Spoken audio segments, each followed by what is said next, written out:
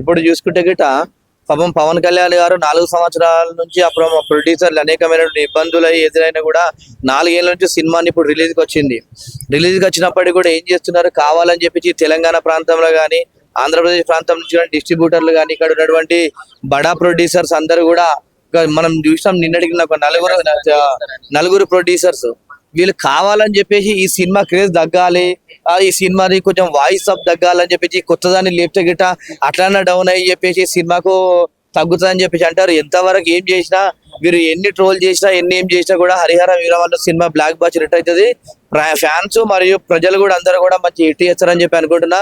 ఎందుకంటే ఇప్పుడు మనం చూసుకుంటే గిట్ట అనేకమైనటువంటి కోణాలలో నిన్న పోయి దొంగ ప్రెస్ మీట్లు పెడుతున్నారు. అందరూ దొంగ ప్రెస్ మీట్లు పెట్టి ఏం చెప్తారు, మేము అడ్డు కాదు అది కాదు ఇది కాదు అని చెప్పి మాట్లాడతారు. ఇవాళ చూసుకుంటే గిట్ట వీళ్ళందరూ కూడా కావాలని చెప్పేసి అంటే వీళ్ళకు రీజనబుల్ గా ఉండాలి, వీళ్ళకు డబ్బులు ఎక్కువ లబ్ధి పొందుతూనే మాత్రం సినిమాలు మనది మనకంటారు. పవన్ కళ్యాణ్ గారు నిజ జీవితంలో కానీ సినిమా ఇండస్ట్రీలో కానీ ప్రతిదీ కూడా పేదలకు నిరుపేదలు అందరూ కూడా సినిమా చూడాలి, తక్కువ బడ్జెట్ లో చూడాలి, తక్కువ రేంజ్ లో టికెట్ ఉంటే చూడాలని చెప్పేసి వారి దెయ్యంతో టికెట్ రేట్ కూడా మనం చూస్తే పెంచామని చెప్పేసి అన్నారు. అంటే వీళ్ళకి ఏంది ₹1,00,00,000 ఒక సినిమా తీయంగానే ఒక సినిమా మీద ₹100,00,00,000 వెనక రావాలని చూస్తారు. వీళ్ళు కంపల్సరీ ఇట్లాంటి ప్రొడ్యూసర్లు ఎంత ఏం చేసినా కూడా కంపల్సరీ వీళ్ళ నడవదు. Compulsory Harihara Veeramallu cinema block buster hit అవుతుంది. ప్రజలు కూడా అందరు గమనిస్తున్నారు. ఇవాళ మీరు పవన్ కళ్యాణ్ గారిని ఇబ్బంది పెడదాము, అది చేస్తాం, థియేటర్లు బంద్ చేస్తాము అని చెప్పేసి అనేకమైన ప్రెస్ మీట్ పెడితే ప్రజలు కూడా మీ సినిమా వచ్చినప్పుడు చూపెడతారు, అంతకు రెట్టింపు చూపెడతారు. ఎందుకంటే మనకే తెలివి ఉంది, మనమే తెలివి గలలో, మనకే అధికారం ఉంది, మనకే పవర్ ఉందని చెప్తే టైము సమయం సందర్భం వచ్చినప్పుడు వీళ్ళ పని కూడా అవుతుందని చెప్పి అనుకుంటాం. ఎందుకంటే మనం చూసుకుంటే గిట్ట గతంలో మన సినిమా చూసుకుంటే గిట్ట ఏది దిల్ రాజు గారు ఏది మన బల్గం సినిమా కోసం దానికోసం అట్లా వేసినప్పుడు ఏం చేసిరు, ఒక cinema blockbuster utter flop ఇచ్చిరు ప్రజలు. ఏదైనా కూడా ఇండస్ట్రీలో ఉన్నప్పుడు ఒక పెద్ద దిక్కుగా మీరు పెద్ద ప్రొడ్యూసర్ అందరూ కూడా మీరు ఆలోచించాలి, అందరికీ సమాన న్యాయం చేయాలి, అందరూ కూడా డెవలప్ కావాలి. సినిమాలు ఎవరు కూడా డెవలప్ కావద్దు, మనమే డెవలప్ కావాలి. వాళ్ళు ఆ స్థాయిలను చూసేది కాన్సెప్ట్ కరెక్ట్ కాదు. ఎంతకేమైనా కూడా కంపల్సరీ ప్రతి ఒక్క ప్రొడ్యూసర్ చిన్న స్థాయి నుంచి ప్రొడ్యూసర్ అంటే వాళ్ళు అప్పులు చేసో ఆ జాగాలు అమ్ముకొని బ్యాంక్ లో రుణాలు తీసుకొని సినిమాని తీస్తారు. కంపల్సరీ ప్రతి ఒక్క సినిమా హిట్ కావాలని చెప్పేసి కోరుకొని వాళ్ళకు సహాయ సహకారాలు అందించాలి. కానీ ఇలాంటి మేమే బతకాలి, మా కడుపే ఉంది, మా పిల్లలే బతకాలి, మేమే డెవలప్ కావాలని చెప్పేసి చూసే ఇలాంటి చేసే సరికాదని చెప్పేసి తెలియజేస్తున్నా. థియేటర్లు బంద్ వ్యవహారం కూడా ఇప్పుడే రావడం దీన్ని ఎలా చూస్తారు? అది కరెక్ట్ కావాలని చెప్పి చేస్తున్నారు. ఎందుకంటే అది ఏంటంటే ఒక పవన్ కళ్యాణ్ గారు మీద ఉన్నటువంటి మరి వాళ్ళకు పవన్ కళ్యాణ్ గారు చూస్తే ఏమైతుందో అర్థమవుతలేదు.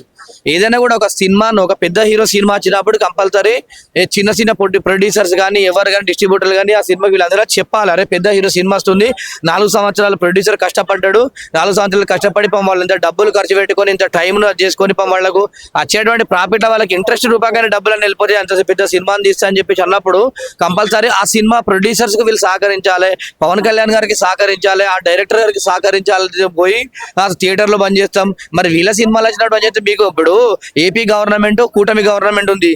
మన పవన్ కళ్యాణ్ గారు ఒక మాట ఈ సినిమా ఫోటోగ్రాఫ్ మంత్రికి చెప్పి ఈ సినిమాని ఇక్కడ ఆపేసి దీన్ని రిలీజ్ థియేటర్లు అంటే గిట్ట గవర్నమెంట్ కి వచ్చే బలం ఉంటుంది. వాళ్ళు చెప్తే విన్నారా? ఈ తెలంగాణ ప్రాంతంలో కూడా ఇలా పవన్ కళ్యాణ్ గారు ఏ పని జరగదు చెప్పండి, డిప్యూటీ సీఎం చెప్తే ఏ పని అని జరుగుతుంది, 100% జరుగుతుంది. అవన్నీ గుర్తు పెట్టుకొని మైండ్ లో పెట్టుకొని మనం ఎదుటి వాళ్ళకి ఇబ్బంది చేసుకొని అలా విధంగా ఉంటేనే మీకు జరగదు. అదే మీ సినిమాలు వచ్చినప్పుడు అంతకు రెట్టింపు కూడా చేస్తారు. ఎందుకంటే మంచిగా ఉన్నప్పుడు మంచిగా ఉంటారు, చెడైనప్పుడు ఎవరికి కూడా ఇట్లా అవుతుంది అని చెప్పి తెలియజేస్తున్నా. ఏదేమైనా కూడా థియేటర్లు బంద్ చేయడం సరికాదు. కంపల్సరీ సాధారణమైన ప్రజలకు కూడా సాధారణ టికెట్ పెట్టి కంపల్సరీ సినిమా అన్నది తెలంగాణ ఆంధ్రప్రదేశ్ భారతదేశంలో ఉన్నటువంటి థియేటర్లు అన్నింటిలో కూడా రిలీజ్ చేసి బ్లాక్ బస్టర్ హిట్ ఇవ్వాలని చెప్పేసి మనస్ఫూర్తిగా కోరుకుంటున్నా. సో థియేటర్కి వెళ్ళట్లేదు జనాలు అనే అపోహ ఉంది, నిజమే అంటారు? థియేటర్కి వెళ్తున్నారా జనాలు ఇదివరకు లాగా? ఎందుకు వెళ్ళట్లేదు బ్రో? ఇప్పుడు ఒక మాట చెప్పాలా, సరే అప్పుడు అంటే సిల్వర్ జూబ్లీ ఉండే, ఆ తర్వాత 100 days అయింది, 100 days తర్వాత ఇప్పుడు 50 days అయింది, 50 days ఇప్పుడు ఒక 1 week కంపల్సరీ సినిమా 1 week తీయాలి. ఇప్పుడు సినిమా వెళ్ళండి, మరి వీళ్ళు రేట్లు వేస్తే మరి వీళ్ళకు డబ్బులు ఎట్లా వస్తున్నాయి? ఒక 50 కోట్లు పెట్టి బడ్జెట్ పెట్టి సినిమా తీసినప్పుడు ప్రజలలో కూడా వీళ్ళకి ఎట్లా వెళ్తాయి అబ్బా? అది కూడా ఆలోచన చేసుకోవాలి. ఏదేమని ఇవన్నీ ఉత్తమ మాటలు కంపల్సరీ ప్రజలందరూ మరి అట్లాంటప్పుడు ప్రజలు గిట్ట మరి సినిమా థియేటర్కి వెళ్ళేదా థియేటర్లన్నీ కూలగొట్టి మరి అపార్ట్మెంట్లు కట్టాలా ఏదన్నా? అవన్నీ ఉత్తమ మాటలు. ఏదంటే పవన్ కళ్యాణ్ గారి మీద ఉన్నటువంటి కుట్రపూరితమైనటువంటి పంతులు ఎట్లా చేస్తారు. ఏదేమైనా సినిమాలు ప్రజలు అందరూ చూస్తారు. ఎప్పుడు దేనికి తగ్గదు. ఎంతమైనా ఓటీటీ వచ్చినా యూట్యూబ్ వచ్చినా ఫోన్ వచ్చినా కూడా ఎంతవరకు అని చూస్తారు. కానీ ఒక కొత్త తరం సినిమా చేస్తే సినిమా కోసం వెళ్ళాలని చెప్పేసి ఫ్యామిలీస్ కానీ యూత్ కానీ ప్రతి ఒక్కరు కానీ చూస్తారు. ఏదేమైనా కూడా వాళ్ళన్ని కుట్రపూరితమైనట్టు చేస్తారు. పవన్ కళ్యాణ్ గారు సార్ పర్సనల్ గా థియేటర్ లో మీరు ఎలాంటి సమస్యలు ఎదుర్కొంటున్నారు? ఈ పాప్కార్న్ రేట్లు ఇవన్నీ కొంచెం ఎఫెక్ట్ చేస్తున్నాయా?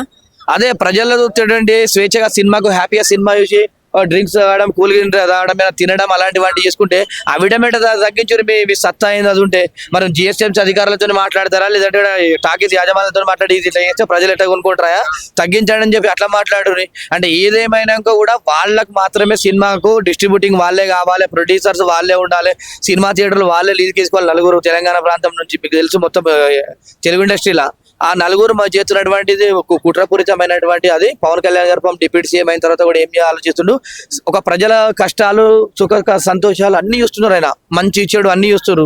ప్రజలకు కూడా మనం ఇంత రేట్లు పెడితే వాళ్ళ ఒక ఫ్యామిలీతో ఒక కుటుంబంతో సినిమాకి వాళ్ళకి ఒక కుటుంబంలో ఐదుగురు సభ్యులను ఒక ఇద్దరు పిల్లలు ఒక భార్య అమ్మ నాన్న ఒక 5 మందిని తీసుకొని పోతే ఒక సినిమాకు 1500 2000 రూపాయలు అయితే ఇప్పుడు సంపాదించే డబ్బులేమో ఓ 15,000 20,000 30,000 జీతం ఉంది.